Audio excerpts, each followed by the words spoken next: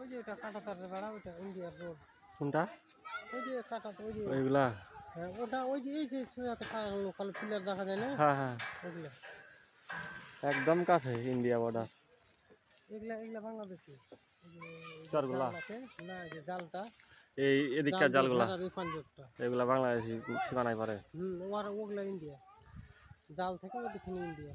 হ্যাঁ। যে এমন দিয়ে উঠে চলে আলো ওপরে, ওই যে লম্বা হ্যাঁ গাছগুলা, ও সোজা দিয়ে উঠে মনে চলে লাগবে।